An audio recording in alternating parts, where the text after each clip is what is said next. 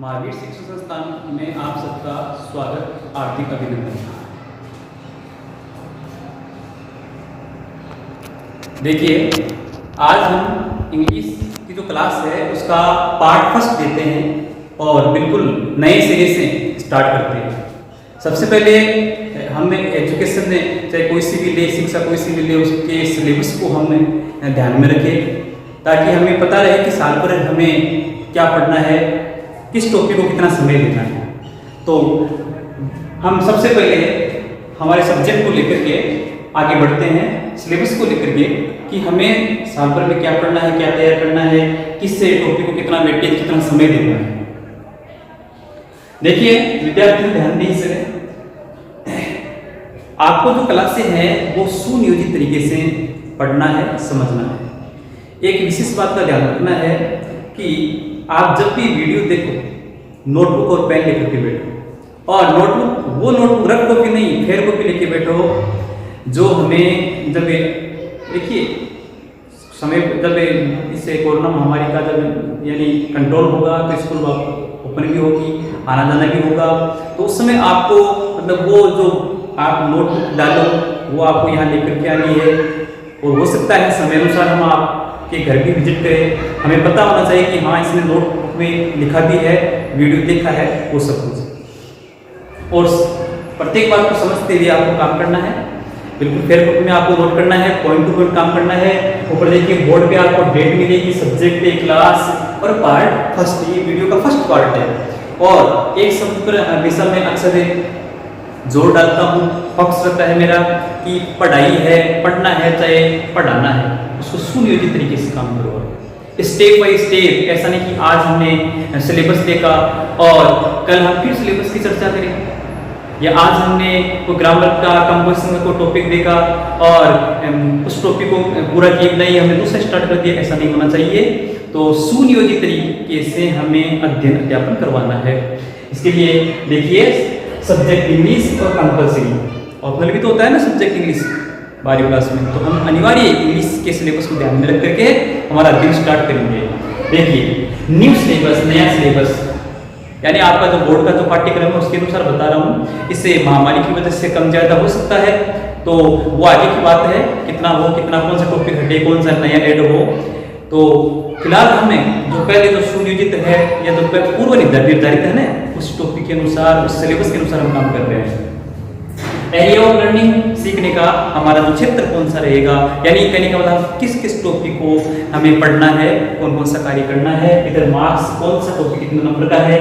देखिए सबसे पहले सेक्शन ए, आपके पेपर में भी लिखा हुआ आएगा सेक्शन ए, और उसके क्वेश्चन में लिखा हुआ रीडिंग आएगा। मतलब रीडिंग में क्या आता है कि अनसीन पेसेज आता है, आपके 2 अनसीन पेसेज आएंगे। पहला क्वेश्चन आएगा वो पेसेज एप्टिव गद्यांश का आएगा, उसके नीचे क्वेश्चन आएंगे, आपको मतलब पेसेज को अंडरस्टैंडिंग करना है, उसके नीचे जो क्वेश्चन है उनका आंसर देना है। ये पर्टिकुलर रीडिंग का टॉपिक पढ़ाएंगे, उसमें विस्तार से बताएंगे, ठीक है। इसमें क्या है कि 2 पेसेज आएंगे, एक 9 नंबर का और एक 6 नंबर का, ठीक है। इनके बारे में हम आगे चर्चा करेंगे। रीडिंग ये 15 नंबर का पूछा जाता है। इसमें क्या है कि पेसेज को पढ़ना और समझना और आंसर देना, ये कार्य होता है, एप्टिव होता है गद्यांश। सेक्शन बी राइटिंग, ये 25 नंबर का होता है। देखो कईयों के दिमाग में रहता है कि ये ग्रामर है, ग्रामर नहीं है, ये व्याकरण नहीं है, ये कंपोजिशन पार्ट है। मतलब आपसे क्या है कि रचनात्मक कार्य करवाया जाएगा, लघु या लॉन्ग लेख लिखवाए जाएंगे, कोई भी टॉपिक दिया जाएगा है ना, उस पर आपको लिखना है। आगे से लेटर है, आर्टिकल है, स्पीच है, पोस्टर है, एडवर्टाइजमेंट है ना, नोटिस है, ये सारे इस राइटिंग यानी लेखन कार्य में आते हैं। ये सेक्शन बी में, और इसका वेटेज अंक भार है वो 25 नंबर का आता है। नेक्स्ट देखिए सेक्शन सी टेक्सटुअल क्वेश्चंस, मतलब टेक्सटुअल आपके जो मूल ग्रंथ जिनमें आपकी बुक्स आती है, टेक्स्ट में से कौन सी बुक कितने वेटेज, कितने अंक भार की है। देखिए आपको मैंने पहले भी बताता आ रहा हूँ कि 9th से 12th तक है ना, हर क्लास में 2 बुक चलती है, एक प्रोज प्लस पोइट्री की और एक स्टोरी की चलती है। देखिए यहाँ जो रेनबो बुक है इसको हम फर्स्ट बुक बोल सकते हैं, रेनबो बुक बोल सकते हैं। ये 25, इसमें प्रोज प्लस पोइट्री, गद्य और पद्य के लेसन आएंगे और एग्जाम में 25 नंबर का इसमें मैटर पूछा जाता है, क्वेश्चन पूछे जाते हैं और मोस्टली क्वेश्चन ही आते हैं इसमें। एक स्टैंजा आता है पोएट्री में से, काव्य में से। फिर दूसरी सेकंड बुक है, उसको सप्लीमेंट्री बुक बोलते हैं, पेनोरमा। ये 15 नंबर अंकों की होती है। इसमें भी एक लॉन्ग आंसर टाइप का क्वेश्चन आता है, 3 क्वेश्चन के शॉर्ट आंसर टाइप के क्वेश्चन आते हैं। बाकी हम बाद में जब बुक पढ़ाएंगे तब भी हम ये बात पढ़ेंगे। टोटल मार्क्स है 80, वार्षिक एनुअल एग्जाम का 80 नंबर का पेपर होता है। ये सेशनल मार्क्स है 20, है ना, हम सप्तांक भेजते हैं ना, टोटल मिला करके 100 नंबर का हो गया पेपर। ठीक है, इतनी बात समझ में आ गई होगी। ध्यान में रखना बेटा, इसको अनइम्पोर्टेंट मत समझना, क्योंकि सिलेबस से जैसा होता है ध्यान देना, उसके अनुसार हमें तैयारी करनी होती है, उसके अनुसार हमें समय देना होता है। क्या चेंज है 11वीं से 12वीं में आने पर हमें क्या चेंज, जैसे 11वीं क्लास में है तो उसमें ग्रामर के टॉपिक है, साथ में कंपोजिशन का है, तो यहाँ ग्रामर नहीं है, व्याकरण नहीं है, केवल कंपोजिशन है, मतलब लघुलेख ही आपसे लिखवाया जा रहा है। देखिए सेक्शन बी, देखो इन दिनों में हम राइटिंग पर काम करेंगे, मतलब ये जो 25 नंबर का जो मैटर है सेक्शन बी वाला, इस पर हम अध्ययन करेंगे। अब आपको ये भी पता होना चाहिए कि इस राइटिंग में कौन कौन से टॉपिक है, क्या 25 नंबर में कितने टॉपिक है, सब टॉपिक की बात कर रहा हूं। यहाँ देखिए शॉर्ट कंपोजिशन मतलब लघु लेख, अबाउट ए 50 वर्ड से लगभग 50 शब्दों में ये आपको इसको लिखना होता है।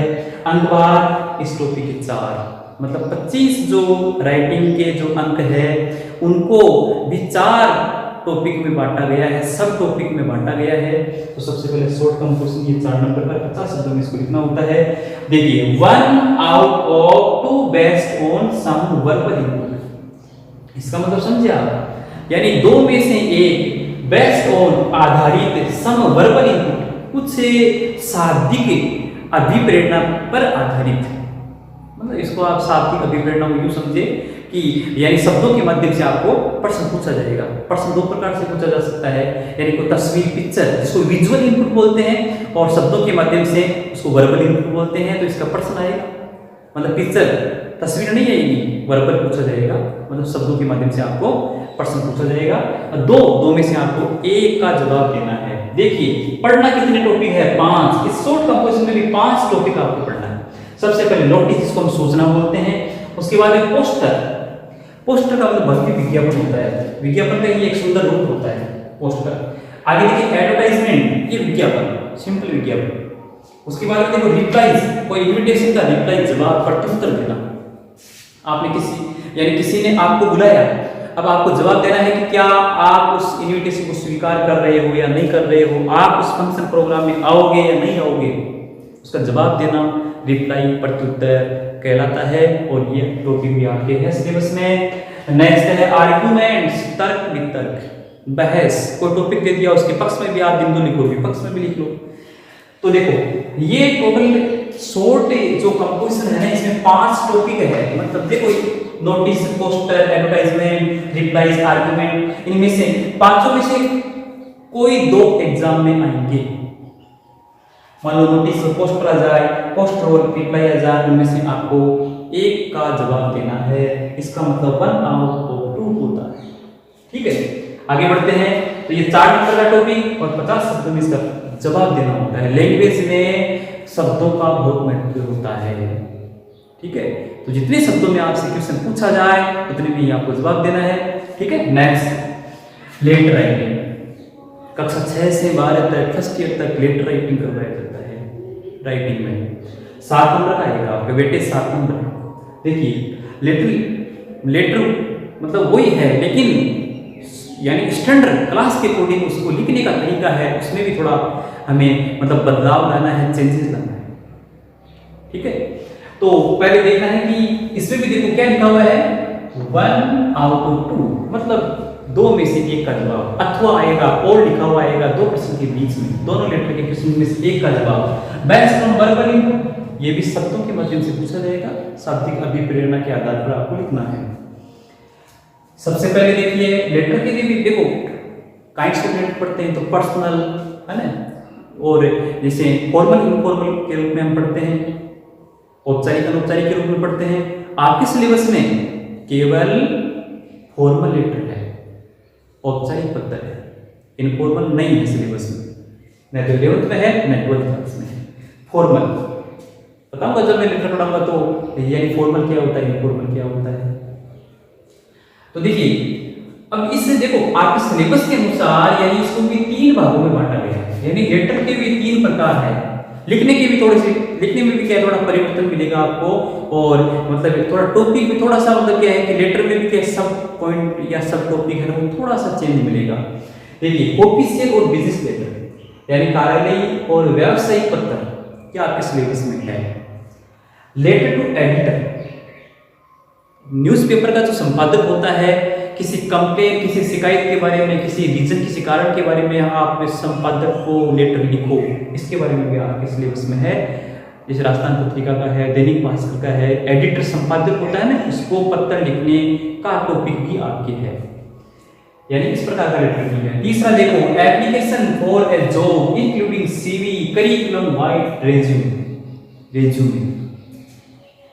एप्लीकेशन फॉर ए जॉब यानी जॉब के लिए एप्लीकेशन, इंक्लूडिंग जिसमें शामिल हो सीवी, आपकी व्यक्तिगत जानकारी शामिल हो, आपका रेज्यूमे उसमें शामिल हो, करिकुलम वाइज शामिल हो, है ना, अपना नाम है, पता है, ड्यूटी है ना, एजुकेशन क्वालिफिकेशन है ना, एक्सपेक्टेड सैलरी है, इसी के साथ जैसे मान लो कि आपकी एजुकेशन क्वालिफिकेशन है, ठीक है, रेफरेंस है, वो रेज्यूमे में आता है। जब इसको डिटेल से पढ़ाएंगे तो हम बताएंगे आगे। तो 3 प्रकार के मतलब लिखने के या फिर यानी सब पॉइंट है लेटर के, इनको भी हमें लेटर पढ़ाएंगे तो बताएंगे आगे। ये 7 नंबर का आता है। और देखो लेटर में कोई वर्ड लिमिट नहीं होता है, यानी जितना आपको क्वेश्चन पूछा जाए उसके अनुसार जवाब देना होता है। लेटर में सब यानी नियम यही है कि पूरी जानकारी होनी चाहिए उसमें। थर्ड देखिए राइटिंग में तीसरा नियम, ए रिपोर्ट और फैक्चुअल डिस्क्रिप्शन, प्रतिवेदन। रिपोर्टर होता है, कोई घटना होती है, शुद्ध हो चाहे दुग्ध हो, इवेंट हो चाहे इंसिडेंट हो, उसके बारे में डिटेल क्रमबद्ध तरीके से यानी घटना के में क्या क्या हुआ उसको क्रमबद्ध तरीके से लिखना, डेट वाइज लिखना, जगह का नाम उल्लेख करना, वो रिपोर्ट कहलाती है। प्रतिवेदन पेपर में अक्सर रिपोर्ट तो आती है, संवाददाता रिपोर्टर जाता है, वो जो भी घटना हुई उसको लिख लेता है क्रमबद्ध तरीके से।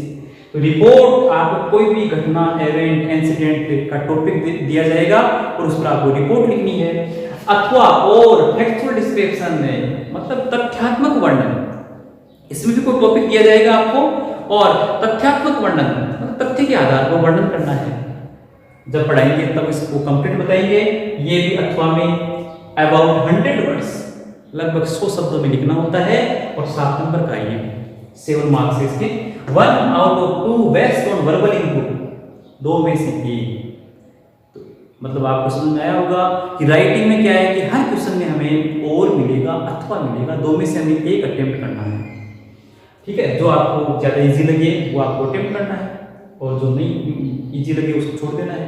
तो ये भी यानी 7 नंबर का टॉपिक है रिपोर्ट और फैक्चुअल डिस्क्रिप्शन, इसमें लिखना है आपको। टॉपिक वाइज हम आगे अध्ययन करते रहेंगे, कैसे रिपोर्ट लिखी जाती है, कैसे फैक्चुअल डिस्क्रिप्शन लिखा जाता है। नेक्स्ट देखिए long composition about 100 words 7 marks, 7 नंबर का है। 1 out of 2 best on some verbal और विजुअल। देखो यहाँ एक नया शब्द आ गया, विजुअल इनपुट और वर्बल। आप सभी ने 10th क्लास की एग्जाम दी है, उसमें 2 पैराग्राफ चलते हैं, एक शॉर्ट पैराग्राफ, एक दूसरा टास्क वर्क के नाम से पैराग्राफ दिया हुआ होता है।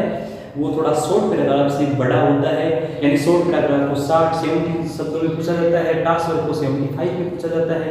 सीधी सी बात है कि ये टास्क वर्क में क्या है, पिक्चर दी हुई होती है, कभी महात्मा गांधी की दी जाती है, कभी नरेंद्र मोदी जी की दी जाती है, कभी विवेकानंद जी की दी जाती है, कभी किसी किसान की दी जाती है ना, किसी नेता की या किसी मान लो कि प्रकृति से जुड़े हुए कुछ सीनरी वगैरह कुछ दी हुई होती है, उस पर आपको लिखना है। तो देखो तस्वीर के माध्यम से प्रश्न पूछा जाना विजुअल इनपुट कहलाता है, शब्दों के माध्यम से पूछा जाना वर्बल इनपुट कहलाता है।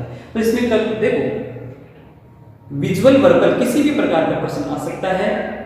लॉन्ग कंपोजिशन है, ये मतलब थोड़ा बड़ा लेख है, 1 आउट ऑफ 2 2 में से 1। इसमें देखो टॉपिक क्या है, आर्टिकल, लेख, निबंध का छोटा रूप ही है आर्टिकल। कोई टॉपिक देके उसके बारे में लिखना, जैसे इंपोर्टेंस ऑफ टाइम है, इंपोर्टेंस ऑफ पंक्चुअलिटी है ना। तो मैं टेररिज्म है, इस पर आर्टिकल लिखना। साथ में अथवा क्या आएगा, स्पीच भाषण, फंक्शन प्रोग्राम का नाम दिया जाएगा और आपको स्पीच जैसे बोलते हैं स्टेज पर वैसे ही आपको रिटर्न लिखना है और कोई अंतर नहीं है ना। तो ये भी आपके एग्जाम में स्पीच भी है और ये भी 100 मार्क्स का है, ठीक है। 100 सवाल में पूछा इसका आंसर देना है। तो ये है राइटिंग के 25 नंबर और 4 टॉपिक, एक 4 नंबर का है, बाकी तीनों है ना 7-7 नंबर के। तो सबसे पहले हम ये राइटिंग 25 नंबर की तैयारी इन दिनों में करेंगे और वो भी टॉपिक वाइज करेंगे, स्टेप बाय स्टेप करेंगे, धीरे धीरे आगे बढ़ेंगे। तो आप इसको समझे भी और धीरे धीरे इसको मतलब नोट भी करते रहे और टॉपिक वाइज आगे बढ़े, ठीक है। जब कभी भी हम आपसे मिले या फोन पर बात हो तो आप अपनी समस्या भी बताएं और साथ में जो हम क्वेश्चन पूछे इससे संबंधित उसको भी आप समझे और हमें उसका रिप्लाई भी दें। नेक्स्ट देखिए, अब हम बात करते हैं, देखो राइटिंग पढ़ रहे हैं तो सबसे पहले हमें पहला टॉपिक लेते हैं शॉर्ट कंपोजिशन अबाउट 50 वर्ड्स और ये 4 नंबर का है। इसमें भी सबसे पहले हम नोटिस लेते हैं, सूचना, नोटिस पढ़ते हैं। देखिए नोटिस क्या चीज है, यानी इतनी देर में सिलेबस के बारे में चर्चा कर रहा था, अब मैं पर्टिकुलर शॉर्ट कंपोजिशन जो राइटिंग का पहला टॉपिक है उसमें भी पहला नोटिस हम पढ़ रहे हैं। इंट्रोडक्शन, नोटिस होता क्या है,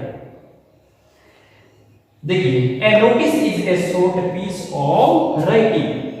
नोटिस सूचना लेखन का एक संक्षिप्त रूप है। नोटिस सूचना का एक संक्षिप्त रूप है। इट इज रिटन, ये लिखा जाता है, टू प्रोवाइड, देने के लिए, उपलब्ध करवाने के लिए, इंफॉर्मेशन, सूचना, अबाउट के बारे में, एन इवेंट किसी घटना के बारे में, सेरेमनी किसी समारोह के बारे में, इनविटेशन किसी निमंत्रण के बारे में, वार्निंग किसी चेतावनी के बारे में। हमें सूचना देने का एक प्रकार से माध्यम होता है। देखिए हिंदी में देखो, नोटिस सूचना लेखन का एक संक्षिप्त रूप है। ये किसी घटना, कार्यक्रम, समारोह, निमंत्रण, चेतावनी आदि के संदर्भ में जानकारी देने के लिए लिखा जाता है। यानी किसी भी मैटर पर हमें जानकारी देने का संक्षिप्त रूप या शॉर्ट राइटिंग कार्य सूचना देने का नोटिस कहलाता है, सूचना कहलाता है। किसी भी घटना के बारे में, यानी किसी समारोह के बारे में, किसी निमंत्रण के बारे में जो हमें जानकारी दे, सूचना दे, वो नोटिस कहलाता है। कम समय में अधिक लोगों के पास सूचना पहुंचाने का माध्यम है, कम समय में ज्यादा लोगों के पास एक साथ एक समय सूचना पहुंचाने का माध्यम है, वो नोटिस कहलाता है, ठीक है। तो अब हम नेक्स्ट क्लास में, देखिए बेटा सिलेबस सबके समझ में आ गया होगा, अच्छी तरह देख लो और आपके टेक्स्ट बुक में पहले पेज पर सिलेबस आता है, इसको अनइम्पोर्टेंट मत समझना। आपको साल भर में क्या पढ़ना है ये हमने आज चर्चा की है। पता होना चाहिए कि हमें किस टॉपिक को कितना मतलब अंक बाहर है, कितना हमें समय देना है, ये भी आपके समझ में आना चाहिए। तो नेक्स्ट हमारी क्लास होगी ने और नोटिस के बारे में हम सीखेंगे कि नोटिस कैसे बनाया जाता है, कैसे लिखा जाता है। इसी के साथ thank you watching for me, मुझे सुनने के लिए आपको सबको धन्यवाद। आई होप, मैं आशा करता हूँ कि आप सबकी ये मेरी बताई हुई बात सिलेबस से लेकर के, सिलेबस को लेकर के सबके समझ में आई होगी। फिर भी इसमें कोई आपको लगे कोई न समझने वाली बात है तो हमें फोन के माध्यम से या कमेंट करके आप बताएं, ठीक है। देखो अपने आप को समय अनुसार आप एडजस्ट करो, ठीक है। यूँ ना समझे कि क्लास में हम समझेंगे, ठीक है। समय पता नहीं कैसा रहे, साल भर ऐसा ही चले या कुछ परिवर्तन हो, तो आपको जो जैसी सुविधा मिल रही है उसका पूरा आप मतलब उपयोग करें और समझें, ठीक है। अपने आप को मतलब गतिहीन स्तर मत करो, आगे पर मतलब गतिशील बनाए रखो। आप अपने आप को गतिशील बनाए रखना है और सीखने की आदत है, इसको निरंतर आप जारी रखें, ठीक है। तो इसी के साथ में मेरी क्लास को स्टॉप करता हूँ। धन्यवाद।